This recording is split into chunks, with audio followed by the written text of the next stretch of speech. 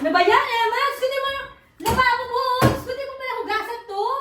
Ang dami kalat, tapos basahan nandito, may dito. At dito pa yung planggana. Dito pa dapat ulit lalagay ito sa bahay. Hindi mo yung pitsin mo nakatakop lang dito. Ang dumi naman. Hindi mo yung plato mo, yung kutsara, yung baso. Ito yung kutsara na dyan. Yung baso na dito, di mo na organize yung barit po. Magugas maglinis-linis ka agad. Nga dyan. Tapos, ano ang kaldero mo? Ano ito? Kaya pa ito? Panis na ba ito? Ano nga amoy na?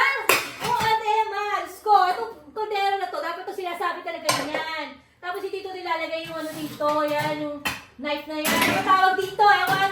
Tapos ito, pag pillar mo, pillar yung ating kilay mo, wala ka nang ginawa, itupad. Yung mga gamit mo dito, kalat-kalat.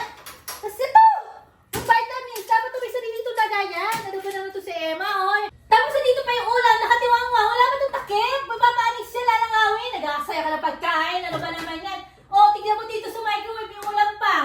Yung mga dumis. Matitira mo, di mo nang organize. Kasi yung gamot mo dito, iniinom mo ba to, ha, Emma? Wala na, dahil mo man dalata dito.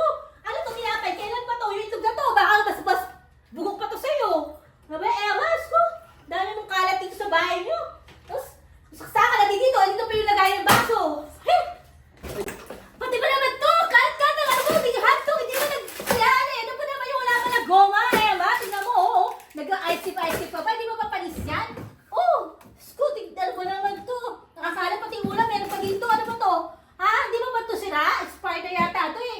Yung mga yellow mo rito. Wala ka mag-tray. Nang-ice cube dyan. Nung nakakalat, tingnan mo. Tingnan mo. Wala ka na pagkain. Mamili ka na. Mag-grocery ka na. Bayan! Sko! Pati itong mga ramot po, dito nakakalat. Tapos yung tawas mo, ano ba? Ba't ano ba yan? Sko? Pati ito pati kita suso mo. Ano ba yan? Di dalawang size? Oh, saan mo na ilalagay? Asa yung isang pares? Siguro nilagay mo dito sa bata mo kagabi. Yan, ang daming kalat, oh. Tingnan mo, Diyos mio.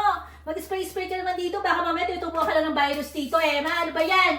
Tingnan mo, CCTV mo, ano, kakalat. Tingnan mo, hindi organize yung gamit mo dito. Pagpulas-pulas ka naman dito ng alikabok. Ang dami na alikabok. Tingnan mo pa yung remote mo, oh. Oh, Scoop, bilib na ito. Bagong bilhin mo itong TV na to. Baka sa susunod, luma na to. Kasi hindi mo pinupunasan. Sobrang dumi. Alikabok. Hindi ka ba naiirita? Ha? Grabe. Daming, Emma, maglinis ka ng bahay, okay? Ano ba naman to? Puro ka ano dyan. Puro ka pa cute. Puro ka pa ganda. Ay, sususoy mo naman yung bahay mo. Dumi-dumi. Tingnan mo yung bedsheet mo. Kalat-kalat. Ano ba, Emma? Emma, naliligo ba ako? Tingnan mo, kalat. Di ka ba tutubuan ka na ng gubat dito sa bahay mo? Sko, ewan ko sa'yo, Emma! Kaya ako sinasabi sa'yo, Emma, kasi, di ba, pag nag-asawa ka na, katulad niya, pagtanda mo, kailangan mo kasi, matuto ka sa buhay. Hindi yung lagi ka na lang, dyan, pakyut dito, pakyut doon, para labas pasok na, dapat pinapasok mo sa tenga mo bago mo ilabas, okay? Nasabi ko ito sa'yo para, balang araw, alam mo na yung gagawin mo sa buhay, halimbawa mawala man ako sa'yo, dapat ganun! Maging ano ka naman, di ba? Ano ka sa buhay mo? Okay nga, yan na nga eh, di ba? Defensive ka na mag-isa. Ano ba tawag dito?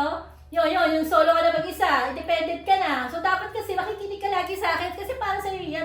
Maglilinis ka ng bahay, ayusin mo yung bahay mo. At syempre, pag may bisita, parang di nakakahiya naman sa mga bisita mo. Tapos pa-aircon mo itong bahay mo, ang init! Ang init, Emma, ang init. Sa totoo lang. Kaya ako sa'yo, maglinis ka ng bahay, okay? Para pag may bisita tayo. At para sa'yo din yan. Para ka makapag-asawa pag ganyan. Ang dumi-dumi mo sa bahay, pipiliin ka kaya na asawa mo. Ha? Tapos ka na, Mami? Tapos na! Hindi pa ako tapos! Hindi pa tapos? Oo!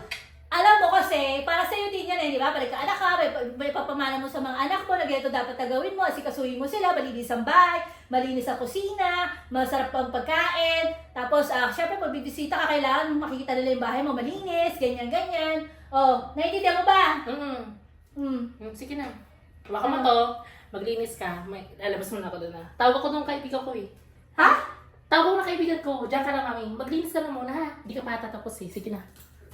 Emma, ano nangyari? Ako nga mga nanay dito. Dapat siya maglinis. Pakit-kit lang siya dyan. Ano ba naman to? Dati wala pala nasunod. Ako rin pala gagawa. Alam mo si Emma na to? Sko! Ako din pala gagawa dito. Sko! Maninis na nga ako dito.